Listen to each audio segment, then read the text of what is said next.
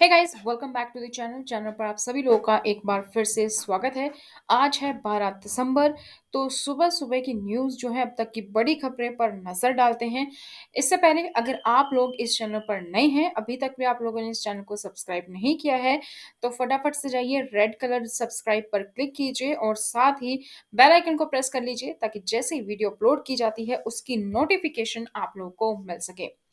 किसानों ने घर जाना शुरू कर दिया है। विरोध सतलों से बैरिकेड्स हटाने के लिए पुलिस। दिल्ली के सिंधु टिकरी और गाजीपुर सीमाओं पर डेरा डाले हुए किसान आज विजय मार्च निकालेंगे, क्योंकि 15 महीने के आंदोलन के बाद पंजाब और हरियाणा में अपने गांव में लौट आए हैं, जिसने केंद्र को 3 विवादास्पद कृषि कानूनों को वापस लेने के लिए मजबूर किया। प्रकृति की ताकतों के साथ साथ आतंकवादियों और खालिस्तानियों के टैग के खिलाफ आंदोलन के रूप में किसान अब सीमावर्ती सतलों पर अपने अस्थायी आवास को खत्म कर रहे हैं। वे कुछ समारोह के लिए इकट्ठा होंगे और अपने घर की यात्रा शुरू करेंगे। पता चला है कि ट्रैक्टरों पर सवार किसानों का स्वागत करने के लिए राजमार्गों के किनारे भी विशेष व्यवस्था की गई है। ओमिक्रॉन के चलते मुंबई में 48 घंटे के लिए धारा 144 लागू है। कोई भी मोर्चा नहीं है, रैली की अनुमति नहीं है। तो नए कोविड 19 संस्करण ओमिक्रॉन के बढ़ते मामलों के बीच मुंबई पुलिस ने बड़ी सभाओं को रोकने के लिए शहर में 48 घंटे के लिए सीआरपीसी की धारा 144 लागू कर दी है। ओमिक्रॉन और महाराष्ट्र के अमरावती, मालेगांव और नांदेड़ में हिंसा की हालिया घटना का हवाला देते हुए मुंबई पुलिस ने शुक्रवार को 11 दिसंबर और 12 दिसंबर को 2 दिनों के लिए मुंबई पुलिस के अधिकार क्षेत्र में व्यक्तियों या वाहनों की किसी भी रैली, मोर्चा, जुलूस आदि पर रोक लगाने का आदेश जारी किया है। उन्नत India made Pinaka rocket system का सफलतापूर्वक परीक्षण किया गया। भारत ने आज पोखरण रेंज में विस्तारित range Pinaka Pinaka ER multi barrel rocket launcher system का सफलतापूर्वक परीक्षण किया। रक्षा अनुसंधान और विकास संगठन ने कहा, प्रणाली जो पहले के पिनाका रॉकेट का उन्नत संस्करण है, को डीआरडीओ विकास प्रतिष्ठान प्रयोगशाला और पुणे स्थित उच्च ऊर्जा सामग्री अनुसंधान प्रयोगशाला द्वारा डिजाइन किया गया है। हरियाणा एस्टेट के एडमिट कार्ड जारी हो चुके हैं, साथ ही सीटेट के भी एडमिट कार्ड जो है वो जारी हो चुके हैं। आप हरियाणा टेट डॉट इन से डाउनलोड कर सकते हैं एस्टेट के लिए एडमिट कार्ड, साथ ही CTET dot NIC dot in से आप सीटेट के एडमिट कार्ड जो है डाउनलोड कर सकते हैं।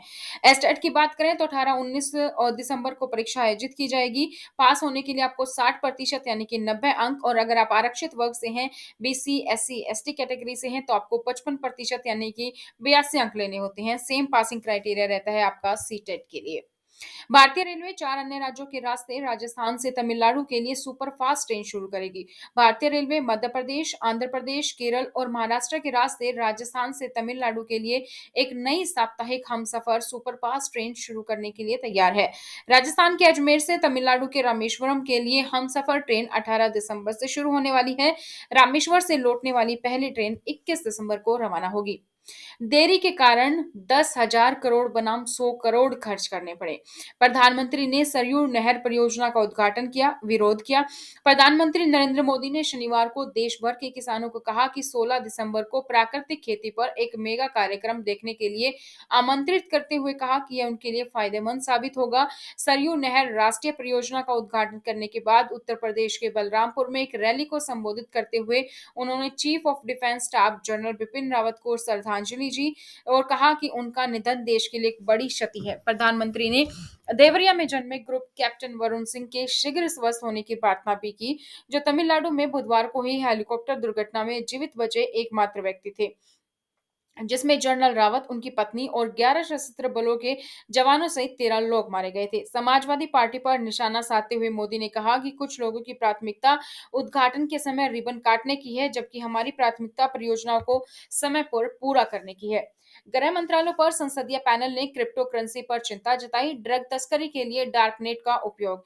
यहां तक कि जब संसद चल रही शीतकालीन सत्र में क्रिप्टो करेंसी को विनियमित करने के लिए विधेयक की शुरुआत का इंतजार कर रही है। गृह मामलों की संसदीय समिति ने दवा की बिक्री और खरीद के लिए डिजिटल मुद्राओं और डार्कनेट के उपयोग पर चिंता जताई है। Darknet market e commerce site है जिन्हें नियमित सर्च इंजन की पहुंच से बाहर रहने के लिए डिजाइन किया गया है। वे अवैध लेन देन और व्यापार के लिए लोकप्रिय हैं, क्योंकि खरीदार और विक्रेता काफी हद तक अपर्याप्त हैं। ठग से मिलवाने वाली महिला की गिरफ्तारी के बाद ईडी ने कहा कि जैकलिन फर्नांडिस को फिर तलब करेंगे। जो ईडी द्वारा अभिनेत्री जैकलिन फर्नांडिस को सुकेश चंद्रशेखर से मिलवाने वाली महिला पिंकी ईरानी को गिरफ्तार किए जाने के एक दिन के बाद सूत्रों ने कहा है कि अभिनेत्री को फिर से रंगदारी मामले में तलब कर सकती है। ईडी के शीर्ष सूत्रों ने कहा है जैकलिन को पांचवी बार पूछताछ के लिए बुलाना जरूरी है, क्योंकि पिंकी रानी ने सुकेश को जैकलिन से मिलवाने के लिए जैकलिन के निजी सचिव से संपर्क किया था। दूसरी खुराक से 9 महीने के बाद कोविड बूस्टर खुराक ली जा सकती है। आईसीएमआर से संसदीय पैनल ने कहा है। भारतीय आयुर्विज्ञान अनुसंधान परीक्षण ने एक संसदीय समिति को सूचित किया कि पूर्ण टीकाकरण के 9 महीने बाद कोविड की अतिरिक्त खुराक ली जानी चाहिए। आईसीएमआर प्रमुख बलराम भार्गव ने दावा किया कि कोविड वैक्सीन की दोनों खुराक देने के 9 महीने बाद बूस्टर शॉट दिया जा सकता है। कैबिनेट सचिवालय कल दोपहर 2:30 बजे ओमिक्रॉन स्ट्रेन, कोविड टीके और वर्तमान कोविड स्थिति की समीक्षा करेंगे। ओडिशा पुलिस एएसआई भर्ती निकली है। शॉर्ट नोटिस जारी है, तो ओडिशा पुलिस ने प्रारंभिक नियुक्ति के आधार पर पुलिस के एएसआई की भर्ती के लिए एक संक्षिप्त अधिसूचना जारी की है। ओडिशा पुलिस एएसआई भर्ती 2021 के शॉर्ट नोटिस के अनुसार इस भर्ती अभियान के दौरान कुल 144 सहायक उप निरीक्षकों की भर्ती की जाएगी। अधिसूचना जारी करी है 10 दिसंबर को। आवेदन जमा करने की शुरुआत होगी 13 दिसंबर को सुबह 9 बजे से। ऑनलाइन आवेदन किए जा सकते हैं। अंतिम तिथि है 2 जनवरी को। फरवरी के महीने में कंप्यूटर आधारित बेस टेस्ट होगा ओडिशा के विभिन्न केंद्रों पर। ओमिक्रॉन के चलते 1 वर्षीय महाराष्ट्र की लड़की ठीक हो गई है। 3 वर्षीय स्प्रोशनमुख महाराष्ट्र के पुणे जिले के पिंपरी चिंचवड इलाके में हाल ही में एक 1.5 साल की बच्ची जिसका कि जो ओमिक्रॉन कोविड टेस्ट है वो पॉजिटिव पाया गया था, संक्रमण से उबरने के बाद उसको अस्पताल से छुट्टी मिल गई है। गोवा में आदिवासी महिलाओं के साथ पारंपरिक नृत्य में शामिल हुए प्रियंका गांधी वाड्रा। गोवा में एक आदिवासी नृत्य में प्रियंका गांधी वाड्रा को दिखाते हुए ट्विटर पर साझा किया गया एक वीडियो वायरल हो गया है। उन्होंने तटीय राज्य में कांग्रेस के विधानसभा चुनाव अभियान की शुरुआत करते हुए कहा है, उन्होंने ट्वीट किया है कि अपने लोक नृत्य के अभूतपूर्व प्रदर्शन के दौरान मोर पिरला गांव की आदिवासियों से मिलते हुए 8.3 डिग्री पर दिल्ली ने इस सर्दी में सबसे ठंडी रात दर्ज की। कल रात सर्दियों का तापमान 8.3 डिग्री सेल्सियस तक गिर जाने के बाद राष्ट्रीय राजधानी के निवासियों को सुबह चिलचिलाती ठंड का सामना करना पड़ा। इसी के साथ शुक्रवार की रात सीजन की अब तक की सबसे सर्द रात रही। खुले में नमाज अदा करना बिल्कुल बर्दाश्त नहीं किया जाएगा, ये कहना है हरियाणा के सीएम खट्टर का। गुड़गांव में खुले स्थानों पर जुमे की नमाज अदा किए जाने पर कई हिंदू संगठनों द्वारा आपत्ति जताए जाने पर हरियाणा के मुख्यमंत्री मनोहर लाल खट्टर ने कहा है कि खुले में नमाज अदा करने की प्रथा को बर्दाश्त नहीं किया जाएगा। उन्होंने यह भी कहा है कि जिला प्रशासन के कुछ स्थानों को खुले स्थानों पर पूजा करने के लिए आरक्षित करने के पूर्व के फैसले को वापस ले लिया गया है और राज्य सरकार अब इस मुद्दे का सौहार्दपूर्ण समाधान निकालेगी।